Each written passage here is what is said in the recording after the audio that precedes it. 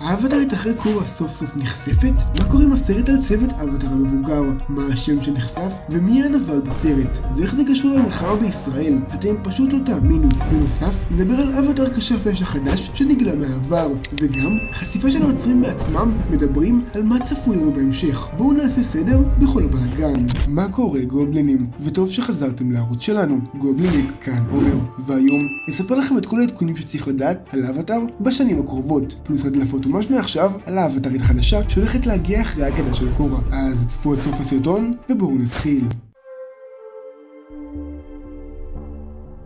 אז נתחיל עם העדכון שכולכם חיכיתם לו, האבטר החדש, האבטר שיגיע אחרי אבטר קורה. יש לי יותר מעדכון, יש לי ממש מידע פנימי שמאושר כמעט ב100% על האבטר החדש, או שצריך לומר אבטרית. אנשים ממש ראו קטעים בודדים מהסדרה החדשה, וזה הופך את כל הדבר הזה להרבה יותר מעניין ואמין. אז כדי שתביאו משהו לאכול, כי אני הולך להסביר לכם את כל מה שאפשר להדליף.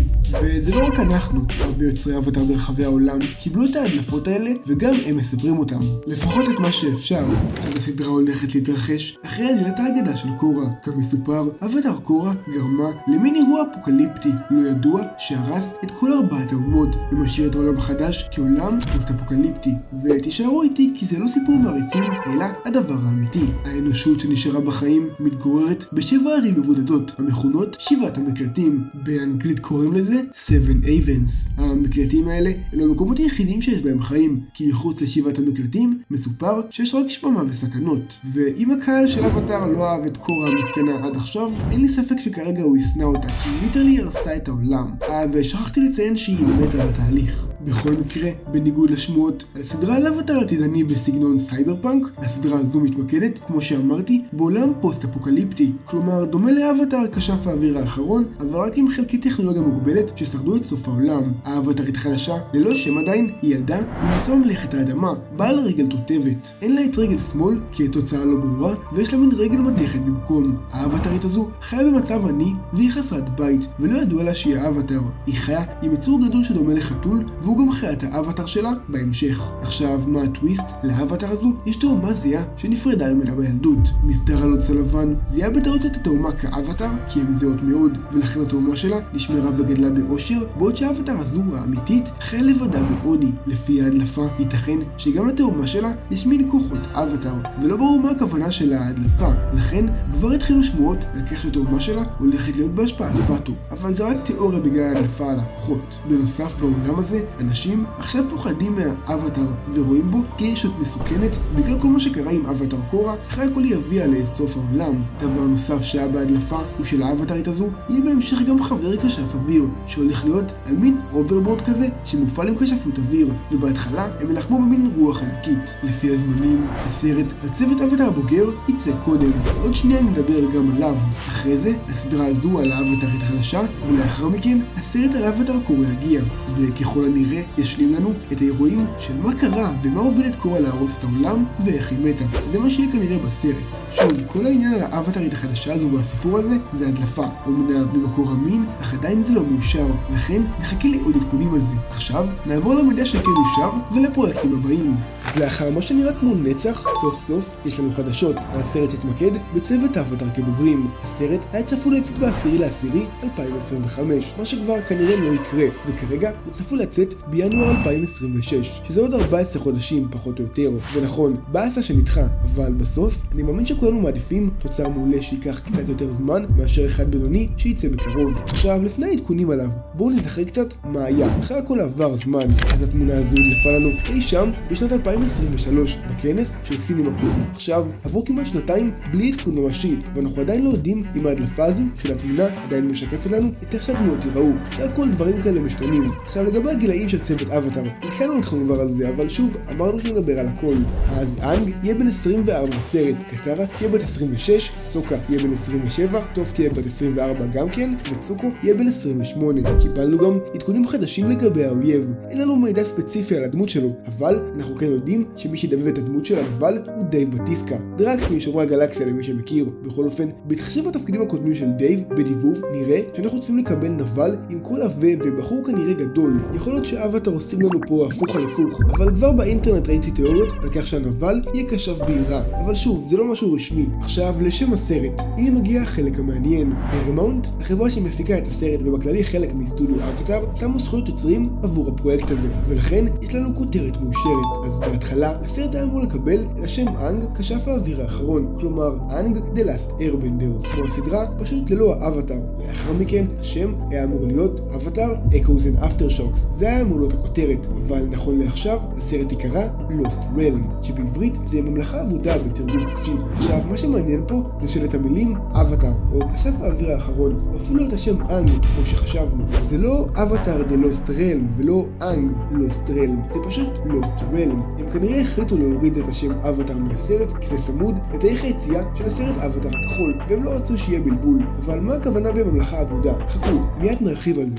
לכל צוות אבטר נחשפו כבר המדבבים וקבלו כמה דברים מעניינים לגבי זה. המדבבת של טוף יש כרי אישה עיוורת בחיים האמיתיים שכבר דובבה דמויות מקורות בעבר, ומגניב שליטרלי הביאו אישה עיוורת שהולכת לדבב את טוף. סוקו הוא הדמות היחידה מהצוות שעדיין לא פורסם במדבב שלו. הרבה מעריצים מקווים שהמדבב האגדי שלו באנגלית מהסדרה המקורית, דנטה בסקו, יחזור לדבב אותו גם פה כבוגר. אם דנטה בסקו לא יחזור זה יהיה באסה, כי דנטה עדיין חלק מאבטר, והוא אפילו המנחה של הפודקאסט הרשמי של אבטר, יחד עם המדבבת של אבטר קורה, אז מוזר שלא ייקחו אותו. לגבי המדבב של אבטר אנג, הוא הספיק להכניס את עצמו כבר לקצת דרמה. אז אריק נאם, שהוא קיבל את המדבב של אנג הבוגר, קיבל בנוסף גם גל ענק של שנאה לא מוצדקת בכלל. למה? כי הוא פשוט שם לייק לפוסט שמדבר על המלחמה ומה קרה ב7 באוקטובר. נאם אמר שהוא לא לוקח צד, שזה הגיוני לגמרי, עדיף לא לקחת צד במשהו שאתה לא מבין בו מאשר פשוט לזרום עם העדר.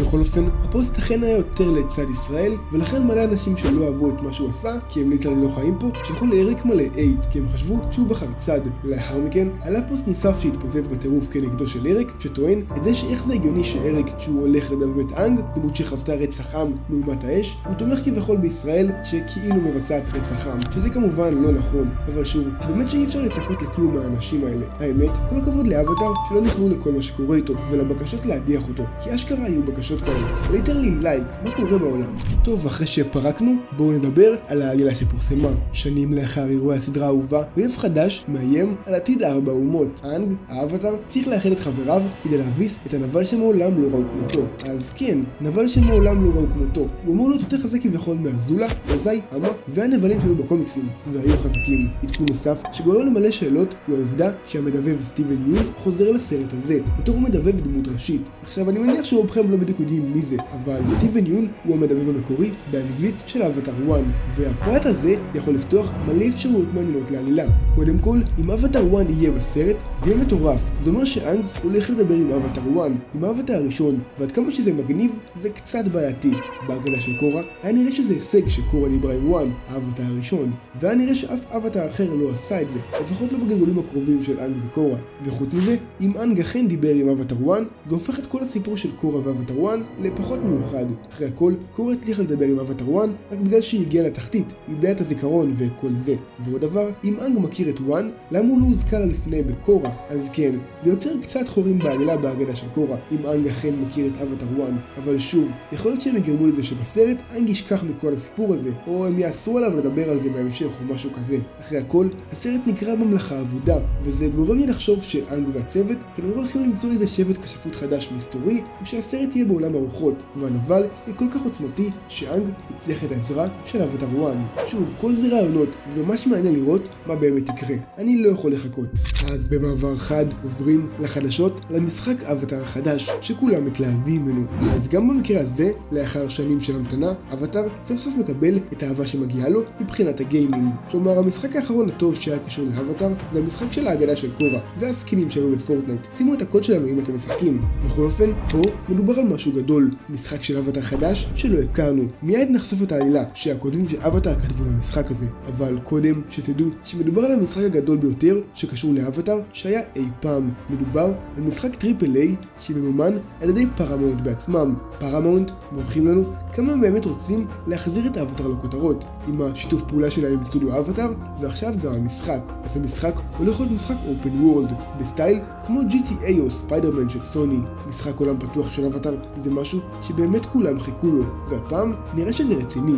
אז בואו נדבר על העלילה. אז העלילה מתרחשת בערך 7,000 שנה לפני כשף האוויר האחרון. כן, 7,000 שנים לפני, כלומר משהו כמו 70 אבטרים לפני אבטרן. העלילה גם מאושרת להיות כתובה על ידי מייקל אובריין, היוצרים המקוריים של אבטר. כלומר, העלילה שבמשחק תהיה קנון ליקום של אבטר, כלומר קשורה אליו ולא מופרדת. במשחק משחק אבטר כשף אש שנמצא בתקופת עידן הקרח. אין הרבה מידע חוץ מהתמונה הזו, אבל כבר יש שמועות שהנבל הולך להיות כשף מים. בכל אופן, כנראה שחיית האבטר שלנו תהיה דרקון, ואם נוכל לרחב עליו במשחק, זה יהיה מטורף. נכון לעכשיו, הכותרת של המשחק היא אבטר אייס וורס, כלומר אבטר מלחמות בקרח או אבטר מלחמות קרח. לגבי היציאה של המשחק, זה די מבאס כי אנחנו מדברים פה על איפשהו בין 2027 או 2028. ונכון, זה עוד הרבה זמן, אבל לפחות אפשר להתנחם שבשנים הקרובות אנחנו יכולים לקבל מלא דברים של אבטר. למה אני כזה בטוח בזה? קודם כל, כי כבר מצופה לנו סרט על אבטר שנה הבאה. הסרט על צוות אבטר הבוגר שאני כל כך מחכה לו. ובשנה שלאחר מכן, משחק על אבטר חדש מהעבר. ואיפשהו, לפני, גם הסדרה על האבטר החדשה תעלה. וזה רק גם לדבר על דברים של סטודיו אבטר. אם נדבר בכללי, יש לנו גם את עונה 2 של גרסת הלייב אקשן שיוצא לשנה. אבל על זה אני אעשה שורטס. וחוץ מהדברים שאני אמרתי, בואו נשמע מה יש ליוצרים להגיד. אז כן, לפני משהו כמו 10 חודשים, היוצרים עלו לפודקאסט ושאלו אותם האם יכולים לפרט על סטודיו אבטר והדברים שמתוכננים. היוצרים לא אמרו פרויקט ספציפי ממה שאמרתי, אבל תשמעו מה יש להם להגיד. Guys, we always appreciate you taking time out. We know that you are so busy. Obviously, you're very busy working on some stuff, some things, some Avatar-related things. Yeah. We can't wait. I know. All we can really say, like, I know everyone's like, "Hey, where's the stuff? What's going on?" Like, everyone's working really hard. It takes a really long time to make animation. Thank you for your patience. I promise it will all pay off. Things are happening. אז כן, בואו ניתן להם פשוט לעבוד. וזה נכון, האנימציה זה לא קל, במיוחד עם הרף הגבוה שאנחנו כמעריצים מציבים להם. ובתכלס, אחרי כל השנים האלה, לדעתי מגיע לנו פרויקטים ברמה גבוהה שלא יורדת מכשף האוויר האחרון. אז אם הגעתם עד לפה, תגיבו בתגובות #ישראל, שנדע כמה צפו עד הסוף. מה דעתכם גם על כל הפרויקטים הקרובים שקשורים ליקום האבטר. תגיבו לנו למטה לאיזה דבר אתם הכי מחכים, למשחק, לסרט או למשהו אחר. נזכיר שיש לנו גם עמוד אינסטגרם ונשמח שתלכו לעקוב. אז בסדר גובלינים, אני הייתי עומר, וזה הסרטון של היום. מקווה שנהנתם, תכתבו בתגובות למטה מה חשבתם על העדכונים, וכמובן, אם אהבתם, תעשו לייק, ואם ממש אהבתם, תעשו סאב. אם אתם רוצים להתעדכן על כל סרט חדש שעולה בערוץ, פשוט תחצו לפעמון, ואנחנו נתראה בסרטון הבא.